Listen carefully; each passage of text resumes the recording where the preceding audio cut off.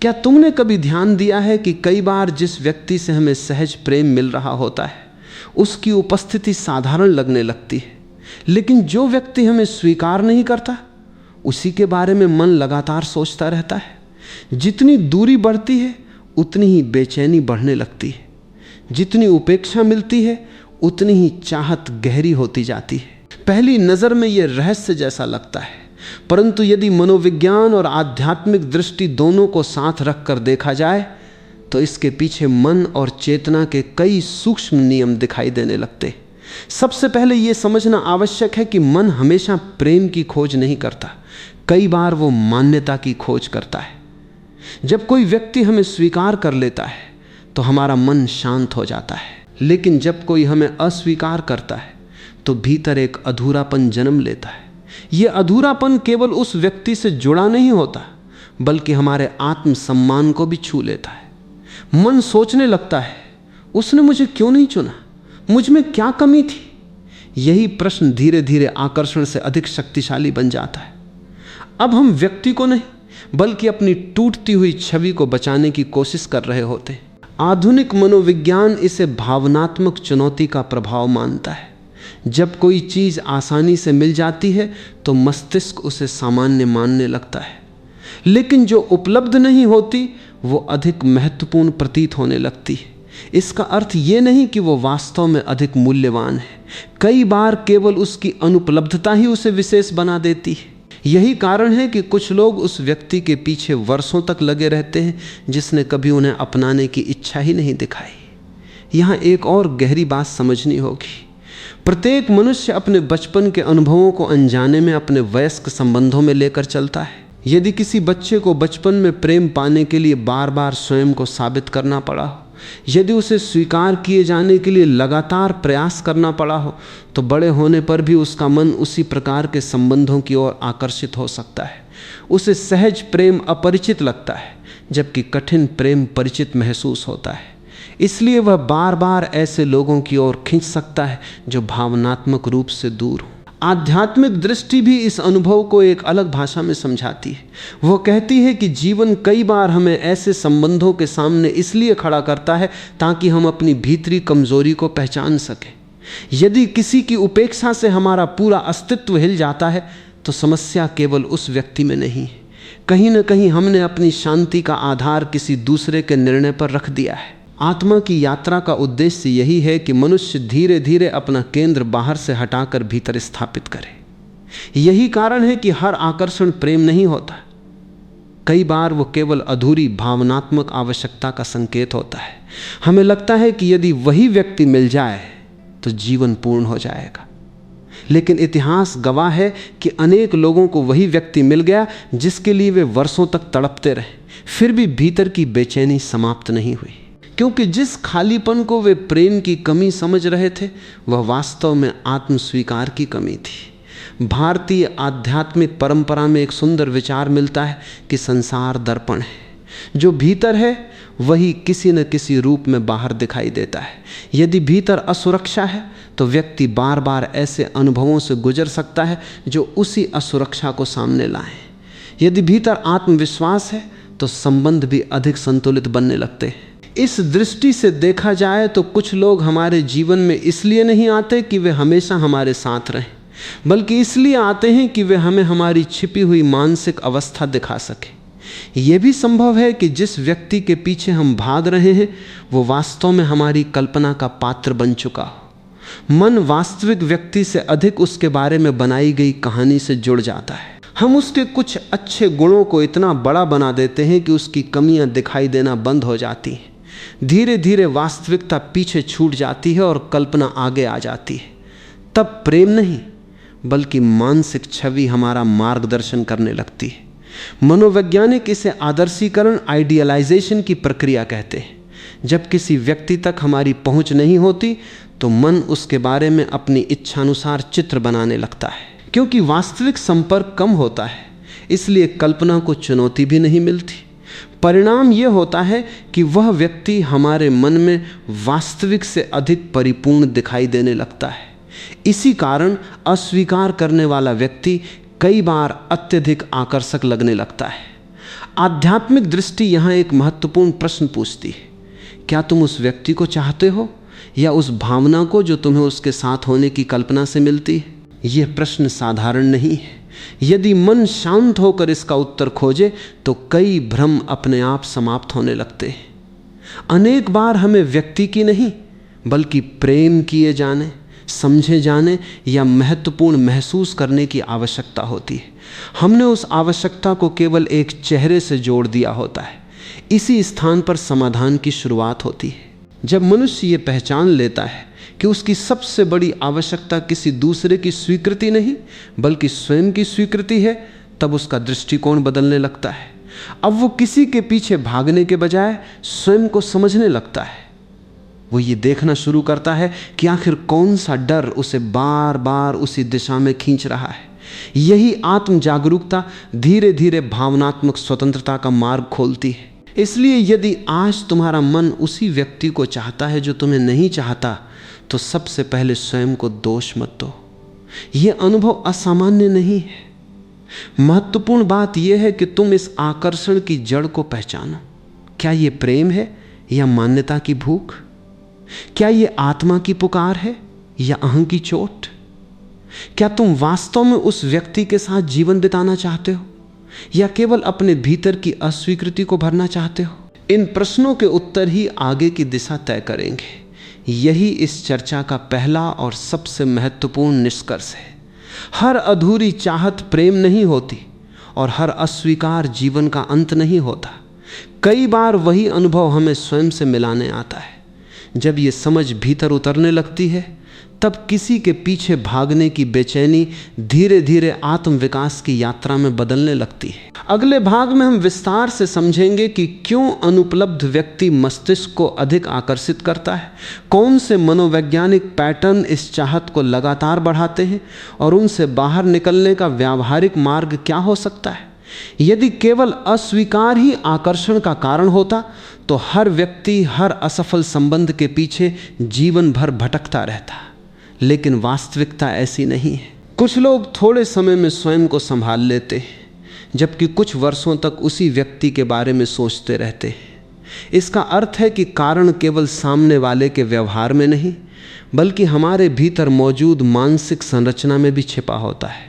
मनोविज्ञान और आध्यात्मिक चिंतन दोनों इस आंतरिक संरचना को समझने पर विशेष बल देते हैं।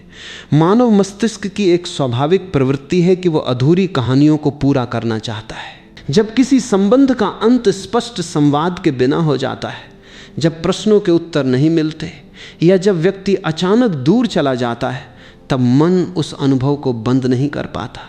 वो बार बार उसी घटना की ओर लौटता है, जैसे कोई लेखक अधूरी पांडुलिपि पूरी करने की कोशिश कर रहा हो। यही कारण है कि कई बार हम व्यक्ति से अधिक उस अधूरे उत्तर के पीछे भाग रहे होते हैं जो हमें कभी मिला ही नहीं। ये मानसिक प्रक्रिया धीरे धीरे कल्पना को जन्म देती है। मन बार बार सोचता है, अगर एक बार और बात हो जाए, अगर उसने मेरी बात समझ ली होती, अगर परिस्थितियां अलग होती। ये सभी विचार वास्तविकता नहीं होते बल्कि संभावनाओं की दुनिया होती है। समस्या तब शुरू होती है जब संभावनाएं सत्य से अधिक प्रभावशाली हो जाती हैं। तब वर्तमान जीवन धीरे धीरे पीछे छूटने लगता है और मन एक ऐसी कहानी में रहने लगता है जिसका अस्तित्व केवल कल्पना में है। आधुनिक तंत्रिका विज्ञान बताता है कि मस्तिष्क अनिश्चित परिणामों की ओर विशेष रूप से आकर्षित होता है। यदि किसी संबंध में कभी अपनापन मिला, कभी दूरी मिली, कभी आशा बनी, कभी निराशा मिली, तो मन उस उतार चढ़ाव का आदी होने लगता है। यह अस्थिरता स्वयं में एक मानसिक चक्र बना सकती है। व्यक्ति को लगता है कि अगली बार शायद सब बदल जाएगा। यही शायद कई लोगों को वर्षों तक बांधे रखता है। आध्यात्मिक दृष्टि इस स्थिति को मोह की एक सूक्ष्म अवस्था मानती है। मोह का अर्थ केवल किसी से प्रेम करना नहीं है। मोह वह स्थिति है जिसमें मन सत्य को छोड़कर अपनी इच्छा के अनुसार वास्तविकता को देखना चाहता है। वह वही स्वीकार करता है जो उसकी आशा को जीवित रखे और उन संकेतों को अनदेखा कर देता है जो स्पष्ट रूप से बताते हैं कि सामने वाला व्यक्ति उसी दिशा में नहीं चल रहा। इसीलिए मोह जितना गहरा होता है उतनी ही निर्णय लेने की क्षमता कम होने लगती है। कई बार व्यक्ति प्रेम नहीं बल्कि अपनी कल्पना से जुड़ा रहता है। उसने अपने मन में भविष्य का एक चित्र बना लिया होता है। उस चित्र में घर होता है, साथ होता है, साझा सपने होते हैं और जीवन की अनेक योजनाएं होती हैं। जब वास्तविक संबंध समाप्त होता है तब केवल व्यक्ति नहीं जाता, वो पूरा मानसिक संसार भी टूट जाता है। इसलिए दर्द केवल बिछड़ने का नहीं होता, बल्कि उन कल्पनाओं के समाप्त होने का भी होता है जिन्हें मन पहले ही सच मान चुका था। यही आत्म जागरूकता अत्यंत आवश्यक हो जाती है। यदि कोई व्यक्ति ईमानदारी से स्वयं से पूछे कि मुझे वास्तव में किस चीज़ की कमी महसूस हो रही है, तो उत्तर कई बार आश्चर्यजनक होता है। किसी को सुरक्षा चाहिए होती है, किसी को अपनापन, किसी को महत्व मिलने का अनुभव और किसी को ये विश्वास कि वो प्रेम के योग्य है। जब इन आवश्यकताओं को केवल एक व्यक्ति से जोड़ दिया जाता है, तब उसके जाने के बाद पूरा जीवन खाली लगने लगता है। भारतीय दर्शन कहता है कि जहाँ निर्भरता बढ़ती है वहाँ स्वतंत्रता घटने लगती है। प्रेम का उद्देश्य किसी को अपना सहारा बनाना नहीं, बल्कि दोनों व्यक्तियों को भीतर से अधिक जागरूक बनाना है। यदि किसी संबंध के कारण व्यक्ति अपने निर्णय, आत्मसम्मान और आंतरिक संतुलन खोने लगे, तो ये संकेत है कि वह प्रेम की तुलना में आसक्ति के अधिक निकट पहुंच गया है। आसक्ति हमेशा पकड़ती है, जबकि प्रेम विकसित होने की स्वतंत्रता देता है। एक और कारण यह भी है कि मन कई बार दुर्लभ वस्तु को अधिक मूल्यवान मान लेता है। यदि कोई व्यक्ति उपलब्ध नहीं है तो उसकी महत्ता मन में बढ़ने लगती है, लेकिन उपलब्धता और मूल्य एक ही बात नहीं है। कोई व्यक्ति केवल इसलिए श्रेष्ठ नहीं हो जाता क्योंकि वह दूर है। यह अंतर समझना अत्यंत आवश्यक है, अन्यथा हम उस व्यक्ति को खोने का दुख मनाते रहते जिसे वास्तव में हमने कभी जाना ही नहीं था। ध्यान देने योग्य बात यह है कि सच्चा प्रेम हमें भीतर से स्थिर बनाता है। यदि किसी के कारण लगातार बेचैनी, भय, असुरक्षा और मानसिक थकान बढ़ रही है, तो रुककर स्वयं को देखने की आवश्यकता है। प्रेम का अर्थ ये नहीं कि जीवन में कभी चुनौती नहीं आएगी, लेकिन उसका परिणाम लगातार आत्मविनाश भी नहीं होना चाहिए। जहाँ संबंध व्यक्ति की चेतना को छोटा करने लगे, वहाँ पुनर्विचार आवश्यक हो जाता है। समाधान का पहला कदम वास्तविकता को स्वीकार करना है। स्वीकार का अर्थ ये नहीं कि दर्द समाप्त हो जाएगा, इसका अर्थ केवल इतना है कि हम सत्य से भागना बंद कर देंगे। जब मन ये मान लेता है कि सामने वाला व्यक्ति अपनी स्वतंत्र इच्छा से अलग दिशा चुन चुका है, तब धीरे धीरे भीतर का संघर्ष कम होने लगता है। विरोध समाप्त होते ही उपचार की प्रक्रिया आरंभ होती है। दूसरा कदम है स्वयं के जीवन को फिर से अर्थ देना। जब पूरा ध्यान केवल एक व्यक्ति पर केंद्रित हो जाता है, तब बाकी जीवन धुंधला पड़ जाता है। लेकिन जैसे जैसे व्यक्ति अपने कार्य, परिवार, मित्रों, अध्ययन, सेवा, स्वास्थ्य और आत्मविकास की ओर लौटता है, वैसे वैसे उसका मानसिक संसार विस्तृत होने लगता है। तब उसे महसूस होता है कि उसका अस्तित्व किसी एक संबंध से कहीं अधिक बड़ा है। आध्यात्मिक साधना इस चरण में अत्यंत सहायक हो सकती है। ध्यान, प्रार्थना, आत्मचिंतन और मौन मन को धीरे धीरे वर्तमान क्षण में वापस लाते। इन अभ्यासों का उद्देश्य किसी को भूलना नहीं, बल्कि स्वयं से पुनः जुड़ना है। जब भीतर स्थिरता आती है, तब बाहरी घटनाएं पहले जैसी तीव्रता से हमें नियंत्रित नहीं कर पाती। यही वह अवस्था है जहां व्यक्ति समझने लगता है कि प्रेम मांगा नहीं जाता, वह स्वाभाविक रूप से प्रकट होता है। इस पूरे भाग का सार यही है कि जिस व्यक्ति के पीछे हम भाग रहे हैं, वो हमेशा हमारे दुख का वास्तविक कारण नहीं होता। कई बार हमारा अपना मन अधूरी अपेक्षाओं, कल्पनाओं और आंतरिक अभावों के कारण उसी दिशा में बार बार लौटता है। जब हम इन जड़ों को पहचान लेते हैं, तब आकर्षण की पकड़ ढीली पड़ने लगती है। अगले भाग में हम समझेंगे कि आत्मसम्मान, चेतना और भावनात्मक परिपक्वता किस प्रकार इस पूरे चक्र को स्थायी रूप से बदल सकती है, ताकि प्रेम बोझ नहीं बल्कि जीवन की सबसे सुंदर शक्ति बन सके। किसी ऐसे व्यक्ति के प्रति आकर्षण जो हमारी भावनाओं का उत्तर नहीं देता, केवल भावनात्मक अनुभव नहीं होता, ये हमारी आत्म छवि की भी परीक्षा बन जाता है। बहुत से लोग ये मानते हैं कि वे सामने वाले को खोने से दुखी हैं, जबकि गहराई से देखने पर पता चलता है कि वे अपने बारे में बनी उस धारणा को खोने से डर रहे हैं जो उस संबंध से जुड़ गई थी।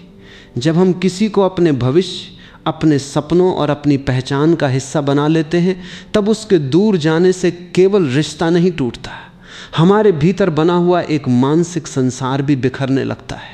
मनोविज्ञान बताता है कि प्रत्येक व्यक्ति अपने भीतर एक आंतरिक संवाद लेकर चलता है।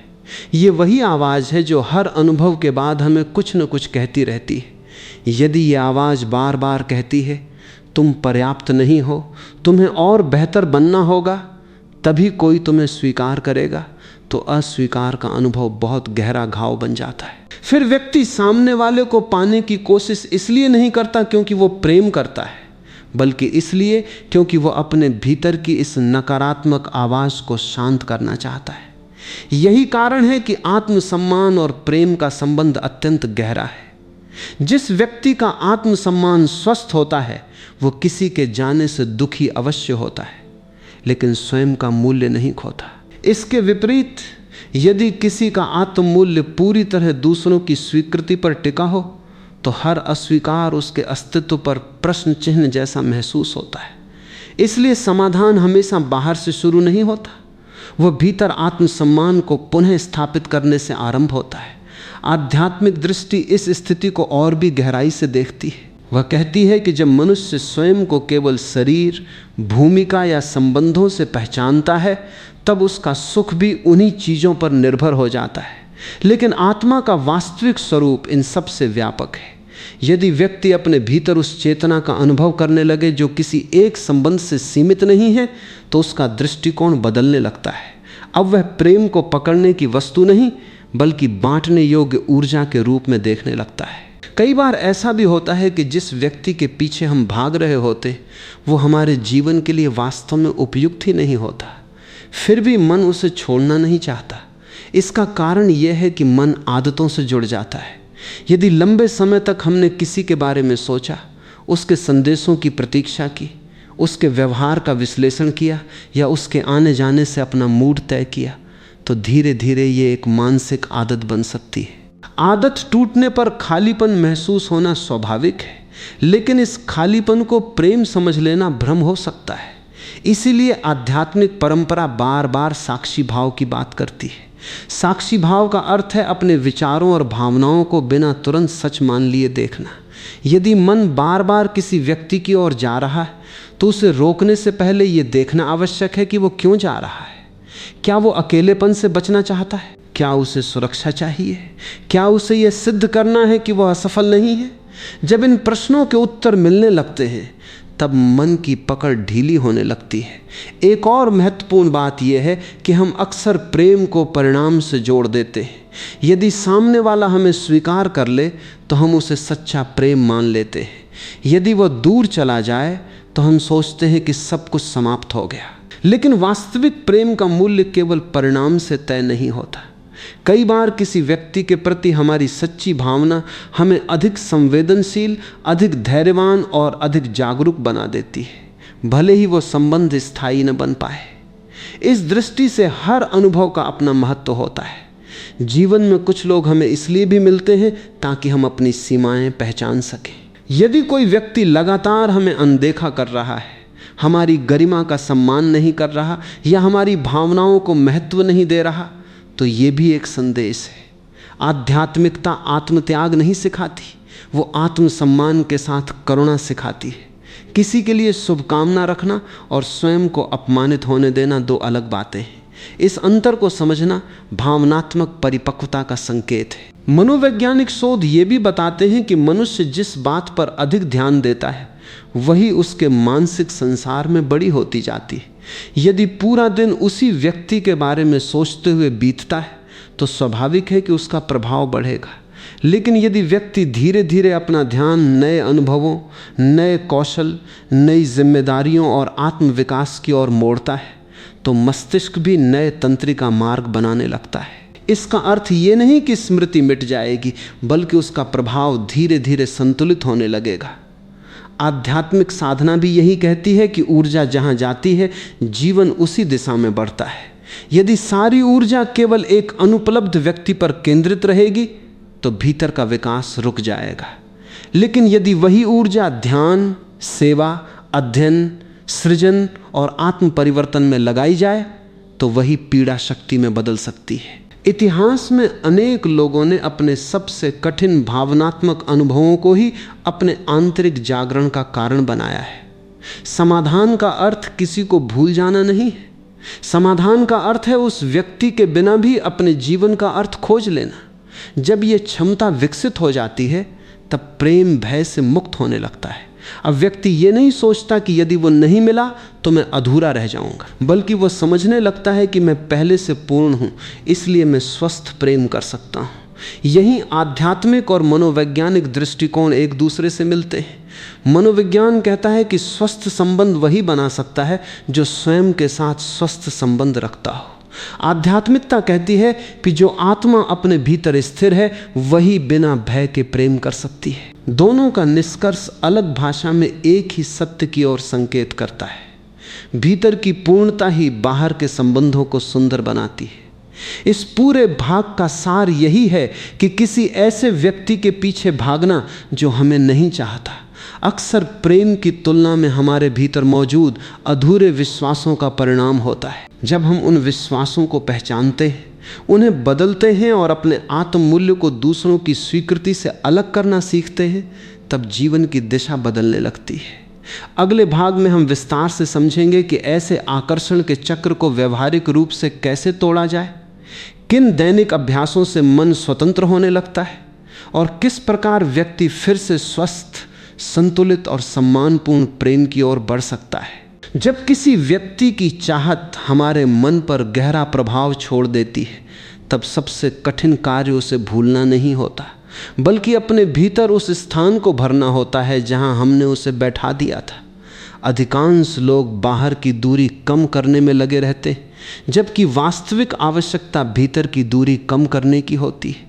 मन स्वयं से जितना दूर होता है उतना ही किसी दूसरे के सहारे की तलाश करता है। यही कारण है कि समाधान हमेशा बाहरी परिस्थिति बदलने से शुरू नहीं होता, बल्कि भीतर की चेतना बदलने से आरंभ होता है। मनोविज्ञान बताता है कि हमारा व्यवहार केवल वर्तमान भावनाओं से संचालित नहीं होता। हमारे भीतर कुछ गहरे विश्वास छिपे होते हैं जिन्हें मूल मान्यताएं, कोर बिलीफ्स कहा जाता है। यदि किसी व्यक्ति के भीतर यह धारणा बैठ गई हो कि मुझे प्रेम पाने के लिए संघर्ष करना पड़ेगा या जो आसानी से मिल जाए वो टिकता नहीं, तो वो अनजाने में ऐसे ही संबंधों की ओर आकर्षित हो सकता है। उसे स्वस्थ और सहज रिश्ता सामान्य लगने लगता है, जबकि कठिन रिश्ता अधिक अर्थपूर्ण प्रतीत होता है। इसलिए उपचार का पहला चरण इन गहरे विश्वासों को पहचानना है। अपने मन से एक ईमानदार प्रश्न पूछो, क्या मैं इस व्यक्ति को चाहता हूं या उस भावना को जो उसके मिलने की संभावना से पैदा होती है? यह प्रश्न साधारण दिखाई देता है, लेकिन इसके उत्तर में ही कई भ्रम टूट जाते हैं। कई बार व्यक्ति को सामने वाले से अधिक उम्मीद का नशा होता है। उसे लगता है कि यदि एक दिन सब बदल गया तो उसका पूरा जीवन बदल जाएगा, लेकिन जीवन किसी एक संभावना पर आधारित नहीं होता। वास्तविक परिवर्तन तब शुरू होता है जब हम वर्तमान में उपलब्ध सत्य को स्वीकार करते हैं। आध्यात्मिक दृष्टि कहती है कि प्रत्येक आसक्ति हमारी चेतना की परीक्षा लेती है। यदि कोई व्यक्ति हमारी शांति छीन सकता है तो इसका अर्थ है कि हमने अपनी शांति का अधिकार उसके हाथों में सौंप दिया है। यह स्थिति प्रेम नहीं, निर्भरता की ओर संकेत करती है। प्रेम व्यक्ति को भीतर से विस्तृत करता है, जबकि निर्भरता उसे सीमित कर देती है। इसलिए आध्यात्मिक साधना का उद्देश्य किसी से दूर भागना नहीं, बल्कि अपने भीतर ऐसी स्थिरता विकसित करना है जहां बाहरी परिस्थितियां हमारी आंतरिक शांति को नियंत्रित न कर सके। इस यात्रा में क्षमा की भी महत्वपूर्ण भूमिका होती है। बहुत से लोग सामने वाले को नहीं बल्कि स्वयं को क्षमा नहीं कर पाते। वे बार बार सोचते हैं कि मुझे ऐसा नहीं करना चाहिए था, काश मैंने वह बात न कही होती, या अगर मैं थोड़ा अलग व्यवहार करता तो शायद सब ठीक हो जाता। ये सोच वर्षों तक मन को बांध सकती है, लेकिन प्रत्येक संबंध दो व्यक्तियों के निर्णयों से बनता और बदलता है। केवल स्वयं को दोष देना वास्तविकता को अधूरा देखना है। आत्म क्षमा का अर्थ अपनी गलतियों को सही ठहराना नहीं, बल्कि उनसे सीखकर आगे बढ़ना है। एक और व्यावहारिक कदम है भावनात्मक सीमाएं बनाना। यदि कोई व्यक्ति स्पष्ट रूप से आगे बढ़ चुका है तो बार बार उसकी गतिविधियों पर नज़र रखना, उसके बारे में जानकारी इकट्ठा करना या उसके लौटने की कल्पना में जीना मन को उसी चक्र में रखता है। उपचार के लिए केवल समय पर्याप्त नहीं होता, सही दिशा भी आवश्यक होती है। जब हम लगातार पुराने घाव को छूते रहते हैं तो उसका भरना कठिन हो जाता है। इसलिए कभी कभी दूरी बनाना कठोर निर्णय नहीं बल्कि आत्म देखभाल का निर्णय होता है। भारतीय आध्यात्मिक परंपरा में वैराग्य का अर्थ त्याग नहीं बल्कि स्पष्टता है। वैराग्य यह नहीं कहता कि प्रेम मत करो, वो यह कहता है कि प्रेम करो लेकिन अपनी चेतना को किसी एक परिणाम से मत बांधो। जब व्यक्ति इस भाव को समझ लेता है तब उसका हृदय कठोर नहीं होता बल्कि अधिक स्वतंत्र हो जाता है। वह प्रेम करता है लेकिन अपने अस्तित्व को खोकर नहीं। वह समर्पित होता है लेकिन स्वयं का सम्मान बनाए रखते हुए। जीवन में एक समय ऐसा भी आता है जब हमें यह स्वीकार करना पड़ता है कि हर इच्छा पूरी नहीं होगी। यह स्वीकार निराशा नहीं लाता बल्कि मन को वास्तविकता के साथ सामंजस्य स्थापित करना सिखाता है। जिस दिन व्यक्ति यह समझ लेता है कि उसका मूल्य किसी एक इंसान के निर्णय से तय नहीं होता, उसी दिन उसके भीतर एक नया आत्मविश्वास जन्म लेता है। अब वो किसी के पीछे भागने की बजाय अपने जीवन को अर्थपूर्ण बनाने में ऊर्जा लगाने लगता है। ध्यान, प्रार्थना और आत्मनिरीक्षण इस प्रक्रिया को गहरा बना सकते हैं। जब मन लगातार बाहर भाग रहा हो तब कुछ समय स्वयं के साथ बिताना आवश्यक हो जाता है। मौन में बैठकर अपने विचारों को देखना, अपनी भावनाओं को बिना दबाए स्वीकार करना और धीरे धीरे उन्हें जाने देना, ये सब मानसिक संतुलन को पुनः स्थापित करने में सहायता करता है। आध्यात्मिक अभ्यासों का उद्देश्य चमत्कार करना नहीं बल्कि मन को स्पष्टता देना है। मनोविज्ञान भी यही कहता है कि नई पहचान बनाना उपचार का महत्वपूर्ण भाग है। यदि पूरी पहचान केवल एक असफल संबंध से जुड़ गई है तो व्यक्ति को अपने जीवन के अन्य आयामों को फिर से सक्रिय करना होगा। नई जिम्मेदारियां, नए कौशल, नई मित्रताएं, सेवा के कार्य, रचनात्मक गतिविधियां और व्यक्तिगत लक्ष्य मन को यह अनुभव कराते हैं कि जीवन अभी भी संभावनाओं से भरा है। धीरे धीरे वही व्यक्ति जो कभी एक अस्वीकार से टूट गया था अपने भीतर ऐसी शक्ति खोज सकता है जिसकी उसे पहले कल्पना भी नहीं थी। यह भी समझना आवश्यक है कि स्वस्थ प्रेम कभी आत्मसम्मान की कीमत पर नहीं मिलता। यदि किसी संबंध को बनाए रखने के लिए लगातार स्वयं को छोटा करना पड़े, अपनी गरिमा छोड़नी पड़े या अपनी भावनाओं को दबाना पड़े तो वह संबंध चाहे जितना आकर्षक क्यों न लगे, लंबे समय में पीड़ा ही देगा। सच्चा प्रेम वहाँ फलता है जहाँ दोनों व्यक्तियों को अपने वास्तविक स्वरूप में स्वीकार किया जाता है। इस पूरे विषय का सबसे व्यावहारिक निष्कर्ष यही है कि जिस व्यक्ति ने तुम्हें नहीं चुना उसके निर्णय को अपनी पहचान मत बनने दो। प्रत्येक मनुष्य को अपनी स्वतंत्र इच्छा से जीवन जीने का अधिकार है। उसी प्रकार तुम्हें भी यह अधिकार है कि तुम अपने जीवन को किसी एक अस्वीकार तक सीमित न करो। जब यह समझ भीतर बैठ जाती है तब मन शिकायत छोड़कर विकास की ओर बढ़ने लगता है। अंततः प्रेम का सबसे बड़ा उद्देश्य किसी एक व्यक्ति को प्राप्त करना नहीं बल्कि स्वयं को इतना जागरूक बनाना है कि भविष्य में जब सच्चा, सम्मानपूर्ण और संतुलित संबंध तुम्हारे जीवन में आए तो तुम उसे पहचान भी सको और निभा भी सको। इसलिए यदि आज कोई तुम्हें नहीं चाहता तो इसे अपने मूल्य का प्रमाण मत मानो। इसे जीवन का एक अध्याय समझो, पूरी कहानी नहीं। अगले और अंतिम भाग में हम जानेंगे कि किस प्रकार आत्म प्रेम, आध्यात्मिक परिपक्वता और सही दृष्टिकोण मिलकर उस चक्र को पूरी तरह समाप्त कर सकते हैं जिसमें मन बार बार उसी व्यक्ति की ओर लौटता है जो उसे कभी स्वीकार ही नहीं करना चाहता। किसी दूसरे व्यक्ति के व्यवहार में नहीं बल्कि मनुष्य की अपनी चेतना में छिपा है। जब तक हम ये मानते रहेंगे कि हमारी खुशी किसी विशेष व्यक्ति की स्वीकृति पर निर्भर है तब तक जीवन बार बार हमें उसी प्रकार की परिस्थितियों के सामने खड़ा करेगा जहां हमें स्वयं को पहचानने का अवसर मिले। लेकिन जिस दिन ये समझ भीतर उतर जाती है कि हमारा मूल्य किसी दूसरे के निर्णय से कम या अधिक नहीं होता, उसी दिन आकर्षण का पूरा अर्थ बदलने लगता है। अधिकांश लोग प्रेम को खोजते समय ये भूल जाते हैं कि हर गहरी भावना प्रेम नहीं होती। कुछ भावनाएं अकेलेपन से जन्म लेती हैं, कुछ तुलना से, कुछ अधूरी इच्छाओं से और कुछ उस भय से कि कहीं हम पीछे न छूट जाएं। मन इन सभी अनुभवों को एक ही नाम दे देता है, प्रेम। लेकिन यदि हम शांत होकर उनका निरीक्षण करें तो पता चलता है कि उनमें से कई भावनाएं केवल अस्थायी मानसिक अवस्थाएं थीं। सच्चा प्रेम उतावलेपन से नहीं बल्कि स्पष्टता से पहचाना जाता है। मनोवैज्ञानिक दृष्टि से सबसे महत्वपूर्ण परिवर्तन तब होता है जब व्यक्ति अपनी भावनाओं की जिम्मेदारी स्वयं लेना सीखता है।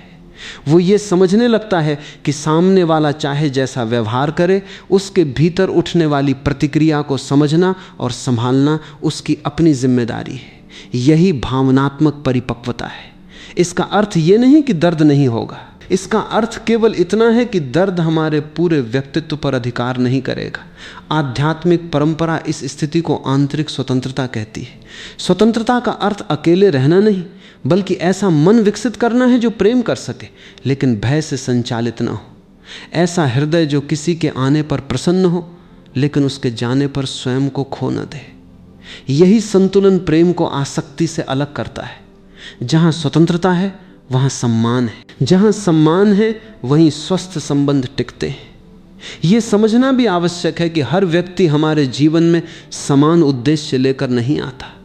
कुछ लोग हमें प्रेरित करते हैं, कुछ हमारी सीमाएं दिखाते हैं, कुछ हमारी कमजोरियों को सामने लाते हैं और कुछ हमें ये सिखाते हैं कि हमें भविष्य में किस प्रकार का संबंध चुनना चाहिए। यदि हम हर अनुभव को केवल सफलता या असफलता की दृष्टि से देखेंगे तो उसकी शिक्षा छूट जाएगी। लेकिन यदि हम पूछें इस घटना ने मुझे क्या सिखाया, तो पीड़ा भी ज्ञान का रूप लेने लगती है। जीवन का एक सुंदर नियम है कि जिस चीज को हम जितना कसकर पकड़ते हैं वो उतनी ही अधिक मानसिक ऊर्जा लेती है। इसलिए छोड़ना हमेशा हार नहीं होता। कई बार छोड़ना सबसे बुद्धिमानी भरा निर्णय होता है। छोड़ने का अर्थ भूल जाना नहीं है। इसका अर्थ है किसी अनुभव को उसके उचित स्थान पर रख देना ताकि वह वर्तमान जीवन पर अनावश्यक अधिकार न रखे। यही मानसिक मुक्ति की शुरुआत होती है। आत्म प्रेम का अर्थ भी अक्सर गलत समझ लिया जाता है। इसका अर्थ स्वयं को सबसे श्रेष्ठ मानना नहीं है। इसका वास्तविक अर्थ है अपने अस्तित्व का सम्मान करना। जब व्यक्ति स्वयं के साथ ईमानदार होता है, अपनी भावनाओं को स्वीकार करता है, अपनी गलतियों से सीखता है और अपने विकास की जिम्मेदारी लेता है, तब उसका आत्म प्रेम धीरे धीरे मजबूत होता है। ऐसे व्यक्ति को प्रेम की भीख नहीं मांगनी पड़ती।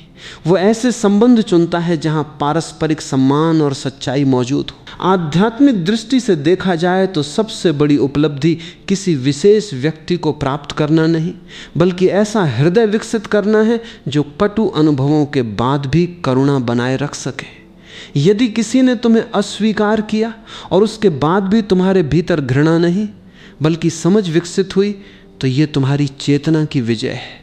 इसका अर्थ ये नहीं कि तुम फिर उसी व्यक्ति के पास लौट जाओ। इसका अर्थ केवल इतना है कि तुमने अपने भीतर कड़वाहट को स्थायी घर नहीं बनाने दिया। मनोविज्ञान भी इसी दिशा में संकेत करता है। शोध बताते हैं कि जो लोग कठिन संबंधों के बाद अपने अनुभवों का अर्थ खोजते हैं वे भविष्य में अधिक स्वस्थ निर्णय लेते हैं। वे जल्दी आकर्षित होने के बजाय व्यक्ति के व्यवहार, सम्मान, संवाद और भावनात्मक उपलब्धता पर ध्यान देते हैं। वे केवल शब्दों से प्रभावित नहीं होते बल्कि निरंतर आचरण को महत्व देते हैं। यही परिपक्वता भविष्य के संबंधों की गुणवत्ता को बदल सकती है। यदि कभी फिर ऐसा हो कि तुम्हारा मन किसी ऐसे व्यक्ति की ओर आकर्षित हो जो तुम्हें महत्व नहीं देता, तो तुरंत उसके पीछे भागने के बजाय स्वयं से 3 प्रश्न पूछना। पहला, क्या इस संबंध में मुझे सम्मान मिल रहा है? दूसरा, क्या यह आकर्षण मुझे भीतर से शांत बना रहा है या बेचैन? तीसरा, यदि यही परिस्थिति मेरे किसी प्रिय मित्र के साथ होती तो मैं उसे क्या सलाह देता? इन प्रश्नों के उत्तर कई बार वो स्पष्टता दे देते हैं जो भावनाओं के तूफान में दिखाई नहीं देती। समय भी इस यात्रा का महत्वपूर्ण साथी है। भावनाएं स्थिर नहीं रहती। आज जो असहनीय लगता है वही कुछ महीनों या वर्षों बाद जीवन का एक अध्याय बन सकता है। इसलिए किसी एक कठिन क्षण को अपनी पूरी कहानी मत बना दो। मनुष्य की सबसे बड़ी शक्ति यही है कि वो बदल सकता है, सीख सकता है और फिर से प्रेम करना भी सीख सकता है। ये परिवर्तन धीरे धीरे होता है लेकिन होता अवश्य है। अंततः प्रेम का सबसे सुंदर रूप वो है जिसमें दो लोग एक दूसरे को पूरा करने नहीं, बल्कि एक दूसरे के साथ मिलकर और बेहतर बनने के लिए जुड़ते हैं। जहाँ सम्मान है वहाँ विश्वास जन्म लेता है, जहाँ विश्वास है वहाँ सुरक्षा आती है, जहाँ सुरक्षा है वहाँ प्रेम स्वाभाविक रूप से खिलता है। इसके विपरीत जहाँ लगातार अस्वीकार, भ्रम और संघर्ष हो, वहाँ रुककर स्वयं को देखना अधिक आवश्यक है। लोग अक्सर उसी को चाहते हैं जो उन्हें नहीं चाहता, क्योंकि उनका मन बाहरी व्यक्ति में उस उत्तर को खोज रहा होता है जो वास्तव में उनके भीतर छिपा होता है। जब आत्म जागरूकता बढ़ती है, आत्मसम्मान मजबूत होता है और चेतना परिपक्व होती है, तब ये आकर्षण धीरे धीरे अपना प्रभाव खो देता है। तब व्यक्ति समझ जाता है कि सच्चा प्रेम किसी के पीछे भागने से नहीं मिलता, वह तब मिलता है जब हम स्वयं इतने संतुलित हो जाते हैं कि प्रेम को पहचान सकें, उसे सम्मान दे सकें और बिना भय के उसे जी सकें। यही वास्तविक समाधान है, यही आंतरिक स्वतंत्रता है और यही वो मार्ग है जो मनुष्य को अधूरी चाहत से उठाकर पूर्ण प्रेम की ओर ले जाता है।